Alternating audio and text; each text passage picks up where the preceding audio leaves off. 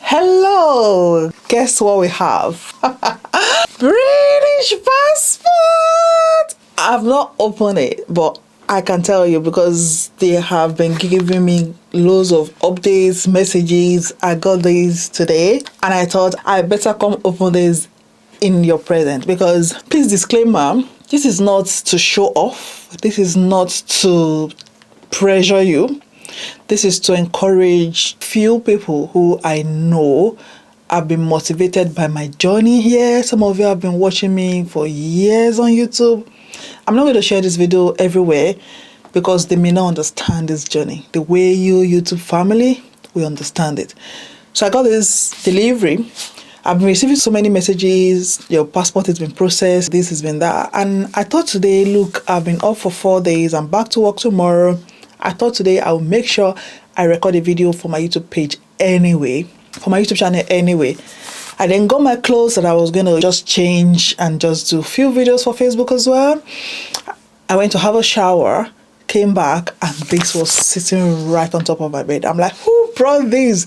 My son said he received it, and I just knew because they said they were going to send the passport. They didn't say today. They told me it's been printed this morning. They were going to send it, and then they were going to send my other passport I had to send away and my citizenship certificate that I sent away. They were going to send it in another email, in another parcel. So I'm sure this is my passport. And yes, let's open this together because I feel like I owe you a lot. Wait, let's not use these scissors in case we go and cut it. If I cut this passport, that means my village people, they made it.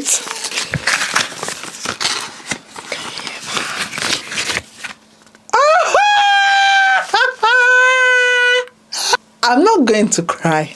And it's blue. Thank you, Jesus. Thank you, Lord. When I received this morning, my 3 children were there. And the first thing I did was I needed my passport. I went on my knee. I thank God. I want to thank God for this journey. I thank myself for going through this journey. I thank myself for not giving up. I thank myself for taking that bold step. Over 8 years ago, when I left Nigeria, moved to Dubai, I didn't know I was going to be here today. I didn't have UK in my mind. Canada was my first option, if it was not Dubai at the time. I am grateful to God. I came across the guy who was trying to get to the UK. He's not here today. He never made it because he couldn't pass his English exam. Leading to this place, I took English exam 5 good times. I took IELTS 5 times because at the time they were still taking 7 for writing. And every time, even though I would have 8 in speaking, 8 in other areas, I was always getting something 6.5, 6 in my writing. I struggled until luckily the year OET started. I was one of the first people. The year OET was beginning to be acceptable in the UK. I took OET and I passed on once with good fine colors. And here I am today. Although I have so many regrets along the way, the things I wish I knew. Look, I actually thought I was going to write things so I don't go off script because I have so many things to say. But I feel like I'm just saying things off my head now as it comes. I'm grateful to God. I'm grateful to myself for all the hard work, everything I've endured. Everything has been hard. So this is not to pressure you. This is not to stress you. If you've been on this journey with me, you can imagine how difficult it is. If you come into this country, either on a visitor visa, on a work visa, whatever, that you are not handed this in a platter of gold, you will understand what I mean today. And to some of you who is going to be watching these and think, I just got these. No, this is thousands of pounds later, hours of cry later, emotion, loads of emotions, fear, everything. I wrote few things down. It's been a journey. It's been over 6 years and here we are today. I'm now a British citizen. I want to thank my husband as well, who did not stop me.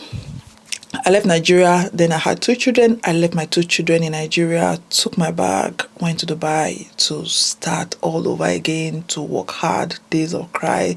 I slept in bunks. The lady I gave my money to rent a house decided I was going to stay in the same room with her. I was sleeping on the sofa in one room that we shared with another couple. I was then having to leave. I think she asked me to leave that same month because it was just not convenient, obviously. I stayed with her 1 month. I had to move, stayed in a bunk with, I think, Ugandans or Kenyans, one of the two, for few months until then my family were coming to join me. I had to move again. It's been a journey, and then decided to come to the UK early 2019, carried my bag, left my children again, cried to the airport, got to the airport, and I'm here today. It's been a journey. I have so many things I wrote down because I don't want to go out of point. But wait, before we even go to that, let it be another video. Let us just take a minute to appreciate and celebrate this passport. I think I requested for a 60 pages passport. I don't know if that was what was granted. I hope. Doesn't look like 60 pages to me. But whoa, it's beautiful. Blue passport. It says United Kingdom of Great Britain and Northern Ireland. And then I have my British passport number. Look at me, beautiful baby. And I know now I have access to so many countries. Look at that. I think it's 60 pages because that was what I wanted. It's not like I know where I'm going to go with this. Let me know where you want me to go first with this. I was told to sign this. I think there's a letter that comes with it. Yes, there's a letter. It says, I don't know if you guys can see. Is it focusing at all? I don't know if you can see anyway. It says your new passport, any document sent as part of an application will be returned to you soon. Documents are sent back separately. In the meantime, you must sign your passport immediately. I saw an email this morning that said I had to sign my passport. So I have this beautiful pen that one of my colleagues got for me from Germany. She charged me £2 for this. So it's like a pen. He said I have to sign my passport immediately and always keep a note of your new passport number and date of birth. Okay, I need to look for where I need to sign. The place that says holder signature. So this is where I have to sign. Holder signature. Okay, I have to be sure, please. I cannot make any mistake. So I'm going to sign right now in front of you. Okay. That's it, signed. Wow. My name, my citizen, my date of birth, the place I was born. Yeah. Expires 2035. So that's a 10 years passport. Where are we going to go with this? Like, where are we going first? It says complete information below and keep safe, or take a photograph of your passport number and date of birth.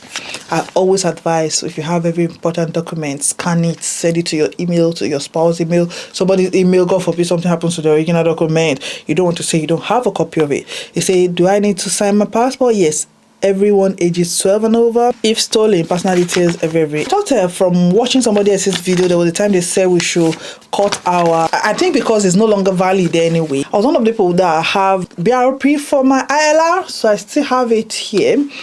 I thought I was going to have to cut it because I have my scissors. I thought I was going to have to cut it, but it's not said anything about it. So I'm just going to keep it until I see another thing that says otherwise. It doesn't matter now anyway. It's of no use because BRP is now out of date, but I have a BRP card.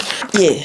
I have to keep it cute. I've not cried. I have a lot to say. If you want to see another video where you want to see how much it cost me, how the journey has been, where I started, please let me know. Drop a comment in the comment section. Those comments are very important. Please. Yeah, I'm just looking down because I wrote it down here. With the first visa that I applied for my children, because at the time my husband was not ready to leave Dubai. My mom was also in Dubai and I thought she was going to come here with my children.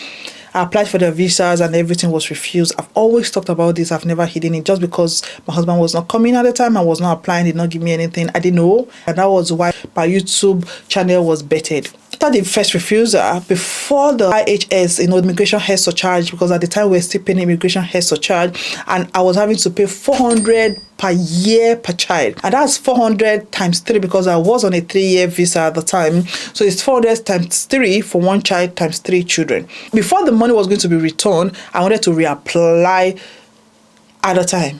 I remember having to borrow money from my cousin. She gave me her credit card, and I think I needed up to about 2,000 from her credit card, which by the grace of God, I worked really hard to pay back the next month or two. There was days like that. There were days when I would ransack my whole house looking for a penny, looking for a pound, looking for £2 to eat, to transport myself to work. But God has been faithful. 6 years later, I drive a car of my dream. I live in a house by the grace of God that we pay mortgage for. Say God has been faithful. I've never regretted. Has it been hard? Yes. Will I do it again? Probably. Will I do it differently? Yes. Because there were some mistakes I made along the way that I wish I had known. If you want to hear about that, please let me know in the comment section. During the period of leading us to this place, I tried to, driving, and everything is like you're very careful. You don't want to speed. You don't want to do what you shouldn't do because you're afraid you're not going to get your ILR. You're not going to get your citizenship. The days of fear, the days of being careful not to take any public fund, even things that it's not public fund, you're just trying to just stay away from it because you don't want trouble. Now I have access by the grace of God because of these. I have a choice because of these. I have access to 144 to 185 countries. That is inclusive of countries that I will just get visas on arrival. Because I have these, I have a choice. My husband can now apply immediately after me to become a British citizen, naturalization and British citizenship. My children, my family, my generation to come. To you, it may be nothing, but to me, it is a lot. No more restrictions on so many jobs. Not that there were lots, but there were few at the end of the day. It has been good. And let me tell you, it may look really blurry, really difficult, that you don't understand what you're even doing. You don't understand why you're doing it. You don't understand. It doesn't make sense. It will make sense one day. I am a living witness. You've seen this play out right in front of you. Some of you have been here from the day I made the video about visa refusal. That was like the beginning. So you know what I mean. Don't give up. Your journey is not my journey. And as much as I don't appreciate people that say I tap from this, I don't tap things that you don't know. I want to encourage you. Watch people's story, encourage yourself. And know that if somebody can do it, you can do it. Is this the end? No. Because when the passport came to me, I'm like, okay, now what else? This is the beginning of a new beginning. So this is just more opportunity for me, for my family, for my generation, if you may say. I'm grateful to God. Thank you for your love. Thank you for your support. Please continue to love me the way you've loved me. Continue to support me. Let's keep this channel going. I will come back with so many detailed videos. I'm going to tell you how I got here, how I applied for my ILR, how many days it took me to get this passport, going forward, what's the plan? Like, what's happening now? What's the way forward? What's the next thing? Whoa. End of the day, I am now a British citizen, but I was a Nigerian first. I actually bought this passport. I got this passport holder over 2 to 3 years ago. I got it from a thrift shop. When I saw it, I said, I'm going to get this passport and I'm going to put my British passport in it when it comes. I prophesied. I said I was going to put my passport in it. And today I get to put my passport in it. Sometimes we live in our answered prayers. That's it. It says, take me away. When we live in our answered prayers, it is very easy for us to forget how far we've come. Now we are now chasing and chasing. Now that this passport is here, I know me, I know myself. I'll start trying to chase more things, other things, more stressful things, because there are a few stress to swear for me anyway. But I'll just take a moment to enjoy. I don't know what I want to do. I don't know if I should take myself out this evening.